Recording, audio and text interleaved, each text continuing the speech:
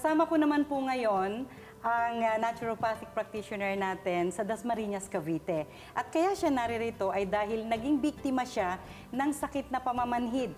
Kung paano niya nasolusyonan sa naturopathy ang karamdamang ito, malalaman po natin. Happy healing morning, Ami! Happy healing morning, Dr. E.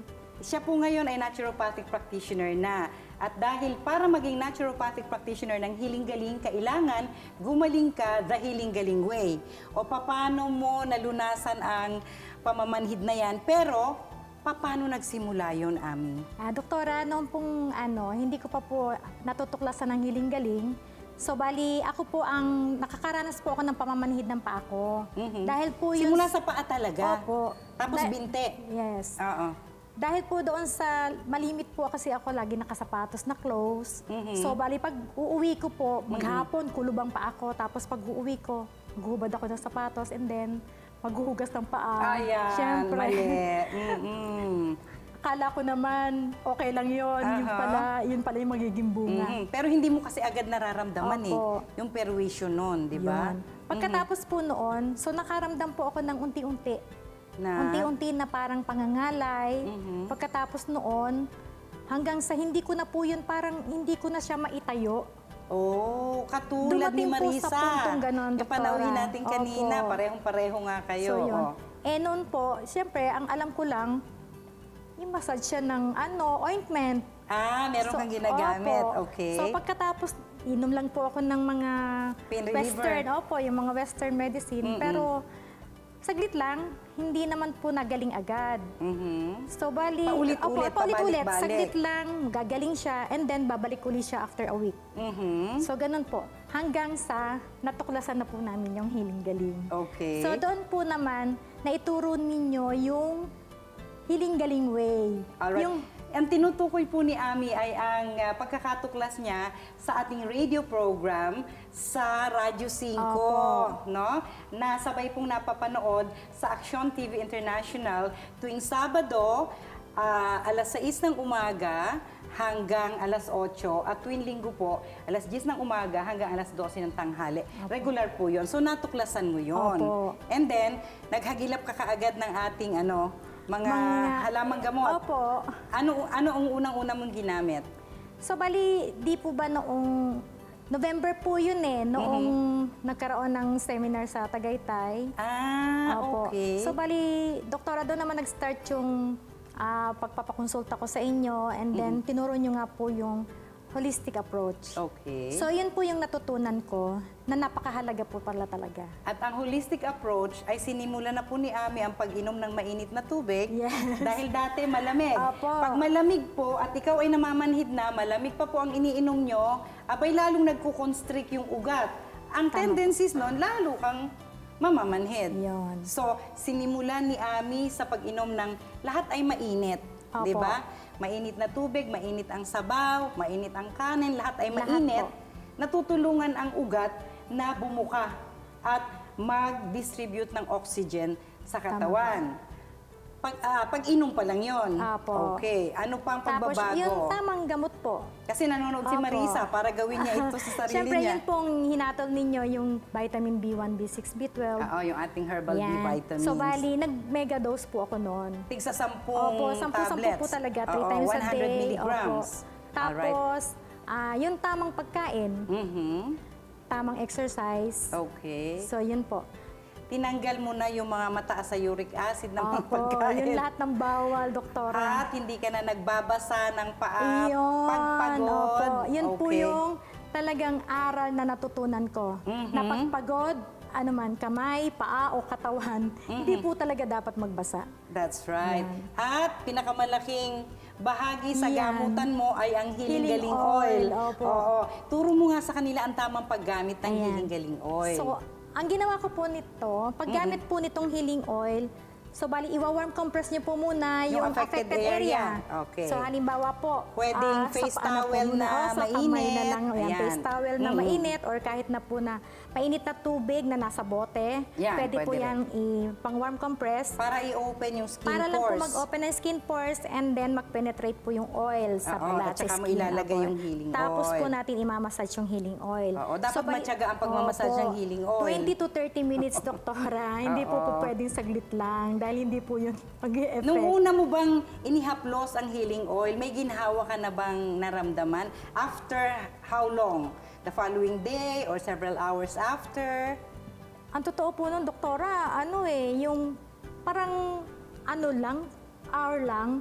Oras lang? Opo. Kasi, di ba, 20 to 30 minutes.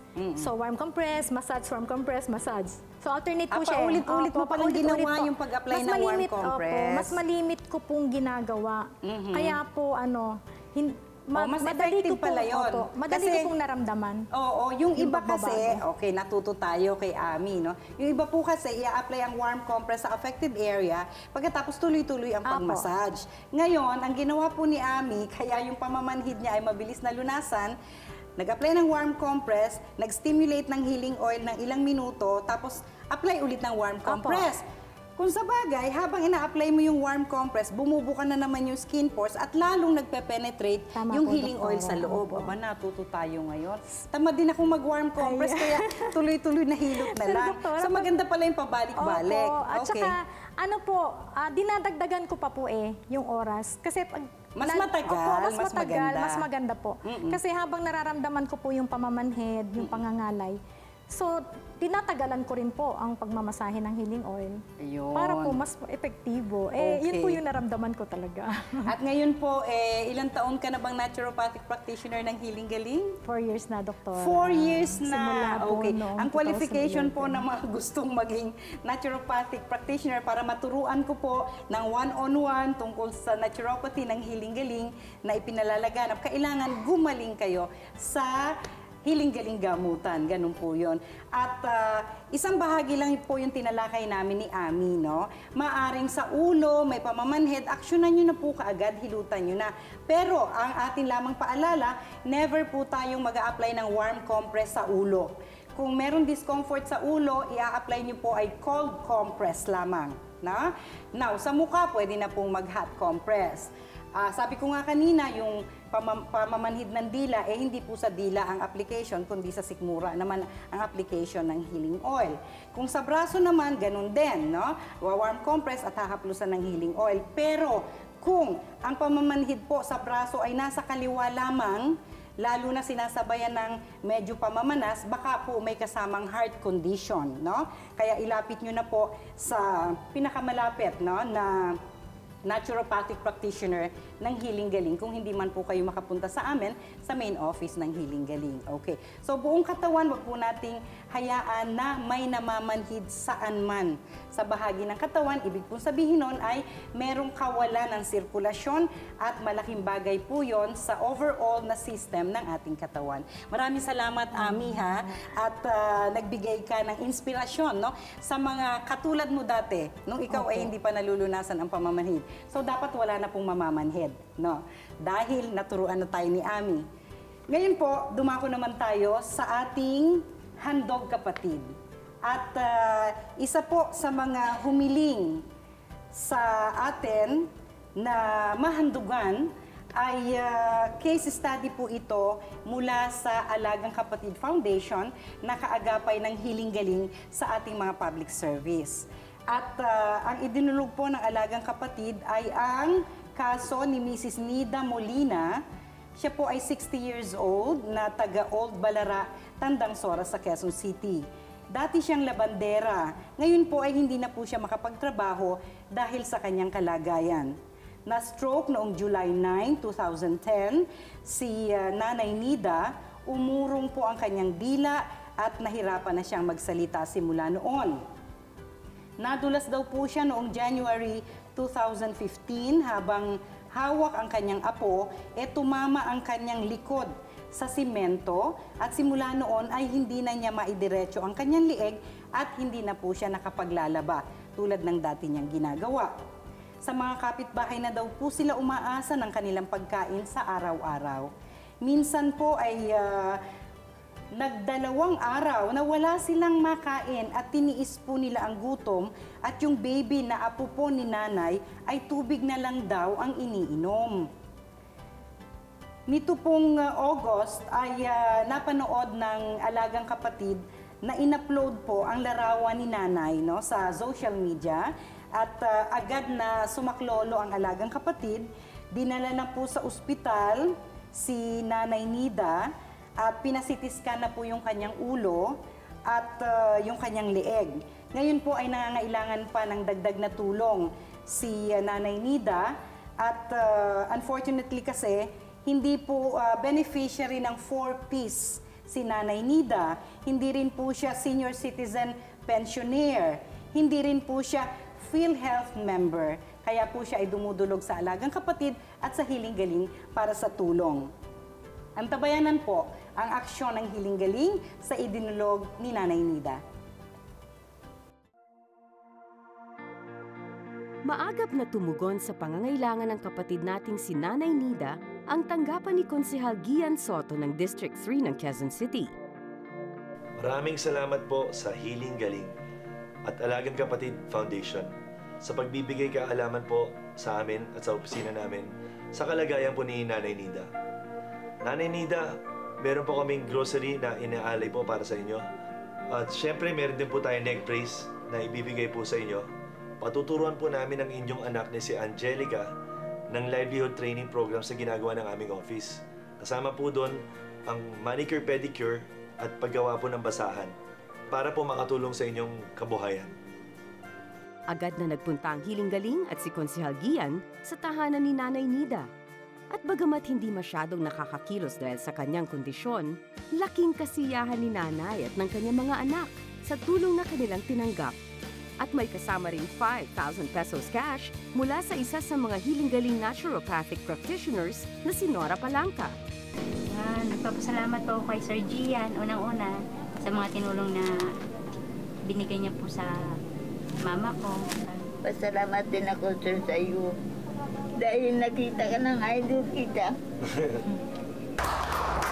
Maraming salamat po sa ating butihing sponsor, sa ating Handog Kapatid. Sa uulitin po, huwag kayo madadalang tumulong. Samantala mga kapatid, nako, dahil nasa bagong oras na po ang Hiling Galing, 7:30 to 8:30 in the morning every Sunday. Dapat po lagi niyong tatandaan ang oras natin, no? Kaya, pagkatapos naming magpaalam, ay mamimigay po tayo ng mga watches and clocks from Japan, no? Tingnan po ninyo kung ano ang mga hugis na tatanggapin ninyo. Ibibigay po ni Ali at ni Chef. Pero magbababay na tayo. Ano sasabihin mo sa kanila, Ali? Bye-bye! Happy healing morning! Okay. Bye-bye! Happy healing morning! Chef, maraming salamat. Thank you po. Sa susunod na linggo po ulit, hintayin niyo ang ating Hiling Sangkap. Ayan, aabangan namin Opo. yan. At ipamimigay na po ni Chef Tristan at ni Ali ang ating mga watches, no, sa ating mga panauhin dito sa studio. Kunin mo yung stub po yan.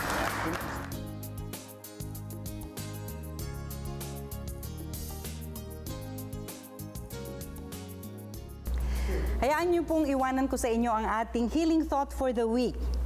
Walang patid na pamamanhid, ano nga ba ang naghatid? Abay hindi marapat na mabansagang kang isang manhid, kapatid. Ang bansa po natin ay mayaman sa buhangin. Malaking tulong kung ito'y gagamitin. Pero kung ikaw ay pabebe, abay walang mangyayari. Dapat ipursige ang pagpapabuti ng sarili at galaw-galaw din ang kailangan para ang pamamanhid po ay ating mapigilan. Hanggang sa muli po, sana'y nakinabang kayong muli sa isa na namang edisyon ng Hiling Galing dito sa TV5. Lagi po nating tandaan, may hatid na kalusugan ang luntiang kalikasan. Happy healing morning!